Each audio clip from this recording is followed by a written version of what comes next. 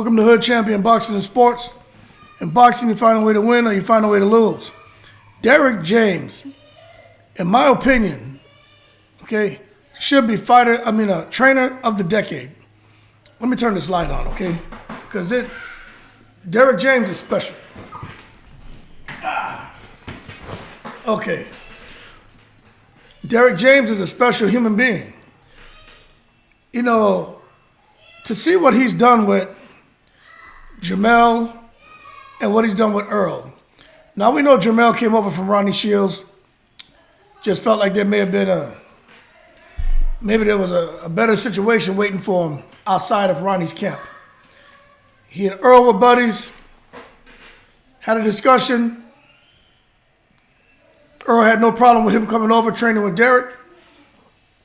Gave Derrick an opportunity to get another high-profile boxer in his stable.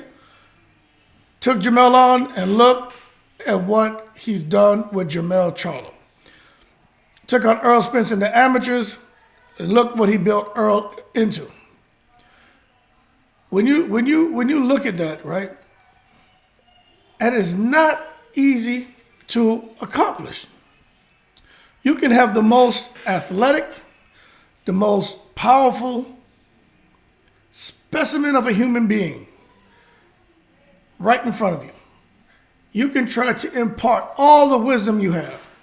You can put them through the most rigorous of training, the most uncomfortable of situations. But if those fighters don't have discipline and the trainer cannot show them what he's asking them to do, you're going to run into some problems. Derrick James, not only is he able to communicate what he wants them to do, he can show them. As a result, I think Derrick James has earned their respect over the years. And I think with Derrick James, this is more than just developing those fighters. For Derrick James, I think this has a lot to do with them first, and him, I say maybe a short distance second, a close second for him. Because Derrick James was a professional boxer. Orthodox stance, 21 wins, 12 by KO. He had 7 losses, 4 of those were by KO and 1 draw. And Derrick James was a good fighter. Didn't come anywhere close to what Earl Spence and Charlo has come. You look at what he's done with Jermell Charlo. Now, we know Jamel should be undefeated, because he didn't lose that Harrison fight. But it is what it is. Jamel's 35 wins, 19 knockouts, 1 loss. We all know that's BS. And then you look at, and he's the undisputed at 154 pounds. I'm going to stop right there. Let's talk about Jamel. Look at the fights he's been in. Look at how he's managed to find a way to win.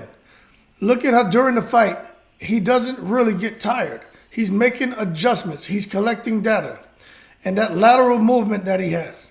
And what he has shown us in championship fights is that anything his opponents do, he's going to find a way to nullify that. If he can't, he's going to make sure whatever he's doing is much better. And that's how he ended up with the 3 belts. What he did to Rosario was just, mind-boggling. That syringe-like jab to the body, send a man into convulsions. I've never seen anything like that. It doesn't look real. A person can almost go on and want to speculate that the fight was fixed. But then you come now and you look at the fight with Harrison, and how he came back in that fight and caught Harrison the way Harrison fell funny. And it's like, damn, is Jamal really that powerful? And you look at what happened here with Castaño. He hit Castaño with that short hook, and Castaño's body just reacted funny. But Jamel, when he's in there, he almost looks vulnerable sometimes. Because sometimes when he throws his punches, some of them miss. Sometimes he's super tight. Sometimes he'll throw the counter a little too late. But you can tell he's always thinking. He doesn't have the fastest hands, but he's got powerful hands, and he has speed, and he has IQ. But what I think has helped Jamel win his fights is definitely that trainer, Derrick James. Derrick James has been in there. He knows the things he could have done different as a fighter, and he has his hands on two studs. And he's been making sure that he shows them everything that he knows. He looks at their qualities and he's able to make it better. And he's a student of the game, and that's what makes the difference. This isn't work to him. This is his passion. This is a dream. And just the changes just that thing about with Charlo. On the ropes, if you feel your back hit those ropes, slide out to the left, escape to the right, come back with that uppercut, roll out of there, jab, keep him at distance, go to the body, up and down, mix it up, and you have to be able to do that every second of 12 rounds, because Castaño was putting the pressure on. But just to see that they went back and they didn't make stupid adjustments, and I'm going to say like Canelo. When Canelo prepared for Bivol, all your plan was to beat the man's arm up and throw an uppercut.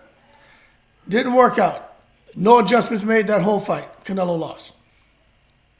We can talk about weight and stuff like that, but that doesn't matter. What I'm telling you is the difference in the quality of trainers. Now, Eddie Reynoso is a phenomenal trainer, but Derrick James, if we're going to give Reynoso all these accolades for what Canelo's done, we've got to look at Derrick James, and especially just for what he did here with Jamel.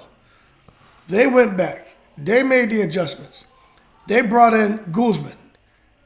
They're not prideful people. They're like, you know what? Hey, we're all about winning. And if we can bring someone else on the team that can help us collectively get the W, then that's what we're going to do. And he did that. And Jamel, that left hook, they knew the left hook would hurt Castaño, but they didn't go left hook crazy. They incorporated more of the jab, right hand, uppercut, going to the body, and then dropping a big left hook. And almost every time Jamel hit him with that left hook, he hurt him. And he finally got him out of there. So when you look at what Jamel's done, especially in the last couple of years, coming out, getting all these belts, having the rematches, and proving that he's the top dog, you have to attribute a whole lot of that to his trainer. He deserves it. We know that Derrick James was named Trainer of the Year by the World Boxing Association for the great performance in 2020. 2021, another solid year. 2022, looking to be the best year yet. Trainer of the Decade accolades are deserving to this man, just for what Jamel's done, in my opinion, and what Earl's done, just having 3 of the 4 belts at welterweight. But you got to start giving this man credit. He's not going to allow them to make the mistakes he's made. Now you come over to Earl Spence. Now this makes it all the more special, and makes that Trainer of the Decade award all the more deserving. Earl Spence, we all know what he went through. The car accident. That alone, having the right trainer who knew when to push him, when to throttle back, talking to the doctors, using a whole lot of love, what Derrick James was able to use in building Earl Spence back up. You don't do that when you're chasing money. You don't do that when it's your pride, you're chasing after your pride. You do that when you love somebody, man. He was like, okay, you want to work? All right, I'm going to support you. But I got to make sure you're 100%. This is more than money to me, more than legacy. I care about you. I love you, man. I'm not going to let you go out here and get yourself hurt, because I'm not convinced that you can do this. Mentally wise, I believe you have it, but physically, I'm not sure you can. What you went through was a horrible, horrible accident. Got back together, started working together, feeling Earl Spence out, didn't push him, had to have him throttle back sometimes. And then you look at the turnaround with Earl Spence. Obviously, they saw something in the training camp between what the doctors were saying, Derrick's training, the nutrition, Earl's dedication and commitment, and just unbelievable ability to recover. And they said, we're going to take on Danny Garcia. Totally outworked and dominated Danny Garcia. got in there, banged with Spence, banged with Porter, outworked Porter, almost got him out of there. Had the retina issue. Getting ready for Pacquiao, hurting sparring, comes back, obliterates Ugas. Took a couple shots, but Ugas is a special fighter, but obliterated Ugas. And now he's just one step away from getting in there with Crawford. People, we got to start looking at Derrick James and what he's done with these fighters. You can have the athlete. The athlete can have the power, all the athletic ability, but there has to be somebody, the brains of the operation. These guys can't do it alone. They can't just go in there being badasses and think they're going to go and get to where they've gotten. The brains of the operation is Derrick James. And if we're going to praise Canelo's trainer, if we're going to praise any of these other fighters' trainers, okay, Katie Taylor, even Amanda Serrano, all their trainers deserve to be recognized. So don't take what I'm saying wrong.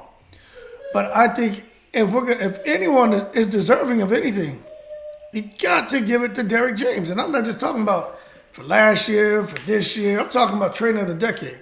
If Earl Spence, and I'm about to do another video because I got a little insights on Earl Spence and Terrence Crawford. But Earl Spence and Crawford fight, if Earl Spence wins that fight, we really gotta stop and look at what the hell is going on. And I think with Derrick James, he's gonna be flooded with people trying to get into his camp. But I would hate to see him take on too much. He needs to be like an Eddie Reynoso. Eddie Reynoso pretty much a one-fighter trainer. He needs to be a two-fighter trainer. Maybe take on Jamal. That's it. Sit there, man. Keep doing your thing because there's obviously something special over there. Because Earl Spence wasn't supposed to be back here where he is. And he is. And I think the trainer has a lot to do with that. The trainer could have gotten it wrong and pushed him super hard and had Earl Spence go out there and take more unnecessary damage and Earl Spence's career would be over. There's a lot of love, a lot of care in that man Derrick James with his fighters. With Jamel, he definitely, man, could not have been in this position. When that second fight with Harrison, if they didn't have the right adjustments, Harrison would have outboxed him again. But, I ain't going to say again, he outboxed him, but he didn't win that first fight. But Tony Harrison was looking good in that second fight. But if they didn't have the right game plan and didn't have the patience and didn't have his trainer there to keep him focused, Jamel wouldn't be in this position because Harrison could have easily outboxed him if Jamel got stupid. Then to see Jamel come now, what he did with Rosario and what he did with Castaño. The Castaño fight proved to me that Jamel is not only a special fighter, he has a special trainer. Because Castaño was not an easy fight. Castaño is a warrior, man. But we got to look at Derrick James. This man here deserves everything. These guys having the WBA, IBF, WBC, all these titles, man. You got to give them credit, man. And the 40, probably 50 years old or so, trainer, is a professional fighter. He embraces challenges, and he just looks to put on excellent performances through his athletes.